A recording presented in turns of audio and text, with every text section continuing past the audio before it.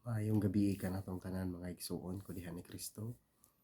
Karong adlaw mao ang Marso 2, 2023. So karon mga igsuon maghisgot na sabot-sab kita og pulong sa Dios ug usa ta magsugod magampo ta sa ngalan sa Mahal sa Anak sa Espiritu Santo. Amen.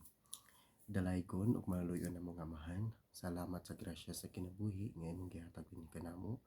Hinaot Lord nga imong ihatag kanamo ang among mga panginahanglan sa matag adlaw ug i-guide mi sa matag adlaw Lord God, labi na sa amo ang trabaho, labi na sa among panig-ingnan diha sa amo ang panginahanglan sa matag adlaw. Ihatag usab Ginoo ang among igong kusog, among igong kadasig diin kami magmalig-on sa kanunay. Kining tanan among gisalig ug among gipasalamatan pinaagi ni Kristo nga among Ginoo. Amen. Sa ngalan sa Mahal sa Anak sa Espiritu Santo. Amen. So mga igsuon, maayong gabi kaninyong tanan.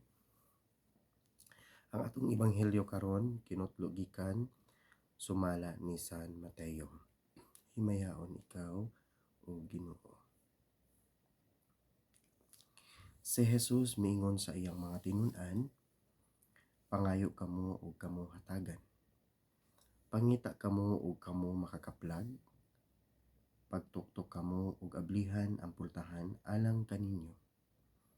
Kay hatagan ang mangayo ug makakaplag ang mangita. Ug ablihan ang pultahan alang kaniya nga nagtuktok. Kamong mga amahan, hatagan ba ninyog bato ang inyong anak kung siya mangayog pan? O hatagan ba ninyog bitin kung mangayog isda? Kung kamo nga mga dautan, mahibalong muhatag ug maayong butang ngadto sa inyong mga anak, unsa pa kaha ang inyong amahan nga atoa sa langit? Muhatag gayud siya sa mga maayong butang niadtong mangayo kaniya. Buhata sa uban ang buot ninyo nga buhaton nila kaninyo.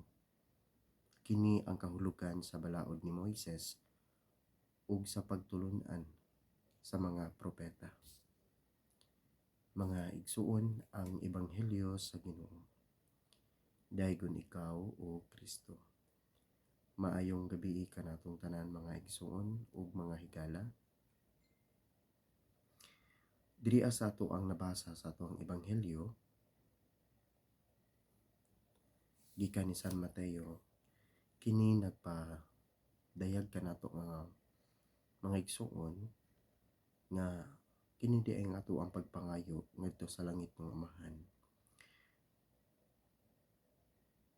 Naghatag usab day pud kini og dakong paglaom, no? Dakong paglaom nga diin ang atong mga gipangayo matukma diha sa ato ang kasing-kasing. Kinay mga usahay mga igsuon nga kung mangayo ta sa Ginoo, usahay gusto nato nga constant, gusto nato nga anaa dayon, no? Gusto nato nga magic, no? Nga kana bang dili ta makahulat. Apan napoy mga butang mga igsuon nga kung ato sab usang pangayoon, kung ato na siyang nasinati, usahay murag dili lang nato ibutang sa ato ang hunahuna ba nga importante kayo tong mga butang. Musugot lang ta nga dili lang usa to maabot. Musugot usab ta nga sige Lord, kung dili pa gid nimo ni ihatag, ako aning paabuton, no? Sa tama nga oras nga imong ihatag sa kuha. Apan mga igsuon, napoy mga pag-ampo usahay nga sa atong mga kaigsuonan nga kung mag-ampo ta, murabag masuko ta sa Ginoo kung dili dayon mahatag lagi ang ato ang mga pag-ampo. Mga igsuon, ang kini dayong pagpangayo nato ug panabang, no, sa Ginoo, kini nga ato ang pagpangayo, dili din ni pwede nga kabalo na ang Ginoo. Kabalo na ang Ginoo nga unsa man akong panginahanglan karon, kabalo na gid ang Ginoo ana. So dili din na siya kana bang dili na siya matawag og kini ang practice nga pagtuon nimo nga ang Ginoo nakadungog na diha sa imuhang mga panginahanglan. Apan kailangan gyud nato ni siya mga igsuon nga atuhan ni siyang iampo, ato ni siyang litukon dinhi sa atong mga dila, diri sa atong mga ngabil aron nga ang Ginoong Dios makadungog niini, no? Ang pinaka-importante kining moattend ta og Holy Mass. Kining pag-attend nato mga igsuon kining Holy Mass mo ni siya ang gitawag nato nga pinaka highlight nga misa, no? Nga diin dili gyud kita malate, no? So mao gyud na mga igsuon ang ato ang hinumduman, no? Nga kung magsimba dai ta dili ta dapat malate. Nganuman kay ang simba, ang pagsimba nato sa Ginoong Dios kinahanglan nga naa ta dinha kay mo na siya ang naghatag sa tuwa og holiness ni anang mga orasa nga madungog sa Ginoo ang ato ang mga pangamuyo. Kay kung malate day ta mga igsuon, naa siya katugma, no? Muna siya kanabang gitawag og kanang tunglo diha sa atong kaugalingon, no? Makasala ta. Labi na kanang maabot bitaw ta sa maong misa nga tunga-tunga na ta maabot. Unya sa atong tunga-tunga nga pag-abot mga igsuon, kini ang mga lawat pagid ta. Dili na siya pwede, no? Kay kung mga lawat ta nakasala ta na nganuman wala man ta ni attend sa maong misa, sa maong pagsugod sa Holy Mass. Kay kung mag-start na, before mag-start ang misa dapat na gyud ta diha sa simbahan, no? Kay kining atong mga gipangayo sa Ginoo sagrado man ni, no? Dili lang man niingon nga dili na ko ni kanabang seryosohon kay dili man kay nako ni importante, pero naa gyud tay mga iampo sa Ginoo mga igsuon nga kailangan gyud nato og proper, no? Proper, so mao ni siya ang akong iingon karon na proper nga mo-attend ta og simba nga dili ta malate, no? Ato gina siyang paningkamutan. So for example, kung mosimba ta by 8 a.m., no? 8 a.m. in the morning. So 7:30, so dapat naa ka diha sa simbahan, no? Or 7:45 as long as nga dili jud ka malate mga igsoon.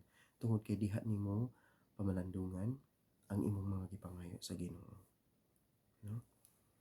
So ang Ginoo niingon tistingi ko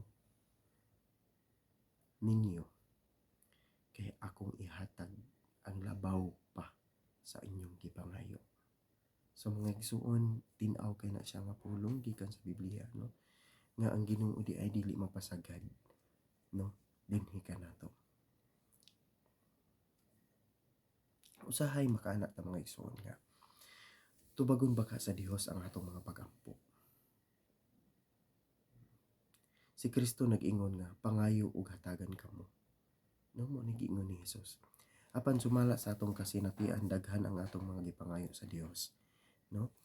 Diha sa pagampo wala mahatagig katumanan. So mo ang giingon kaganina, no? Tungod niini adunay mga tao nga maluya sa pagampo.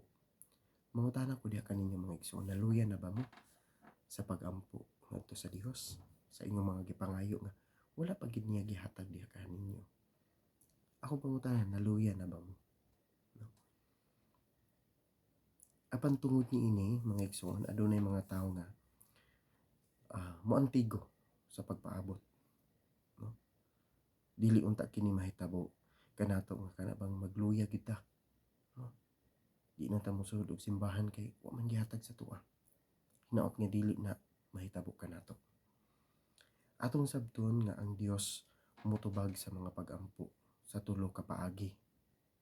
So unsa man ni nga tulo ka paagi mga igsuon? Una, kanang gitawag nato yes, no? Oo. Tungod kay angayan kini ihatag kanimo. Ikaduha. Ang ikaduha igsuon mao ang kining gitawag nato dili, no? Dili.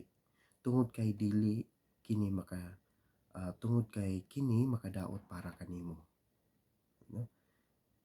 Ug ikatulo dili pa karon. So mo to akong mga gipang site kaganina mga igsoon, no? So dili pa karon. Pusa kung dili nato madawat ang atong giampo sa Dios, dili kita angay mangluod, no? Matud pa sa usa ka magsusulat, when God gives you a no, no, it is not rejection, it is redirection. So muna ang giingon, no? So pasabot mga igsuon nga gipanangga ta sa Ginoo. Unsa kanindot di ay kining magsunod ta sa pulong sa Dios, ato kining puy-an ug atong pamalandungan nga kita gihigugmaday kita sa Ginoo. O katulang mga igsuon, salamat kaayo sa pagpaminaw sa mga hamubo nga paghatag nako og share din na kaninyo, no, sa maong ebanghelyo karong adlaw sa Marso 2, 2023. So salamat kay mga igsuon, hinaot nga ug kinsa man makakita aning video sa ako ang pag-share, no, sa ako ang pagsugod sa akong YouTube channel. I hope and I ask you na ato ni siyang i-share and subscribe to my YouTube channel. So salamat kay mga igsuon ug mag-ampo ta. Sa ngalan sa Amahan, sa Anak, sa Espiritu Santo. Amen. Dalaygon ug maluyon ang mga amahan. Salamat kay sa mga pulong nga imong gihatag dinhi kanamo karong adlaw. Salamat Lord nga ikaw ang nagahatag kanamo sa moang mga ipag-ampo diha kanimo ug nilabi na usab Lord God sa imong kaayo. Salamat Lord sa mga answered prayer nga imong gihatag dinhi kanamo ug salamat usab Ginoo sa mga butang nga among giampo nga wala pa gihatag nimo tungod kay dili day kini para sa amoa ug mga pag-ampo namo Ginoo nga wala pa naabot tungod kay naa kay best time or right time nga ihatag dinhi kanamo. Kining tanan among gipasalamatan pinaagi ni Kristo uban ni Mama Mary nga among inahan sa kanunayng panamahon. Amen. Sa ngalan sa Amahan, sa Anak, sa Espiritu Santo. Amen. Dalaygon ng Dios ug ubaniko ninyo sa atong pagsangyaw.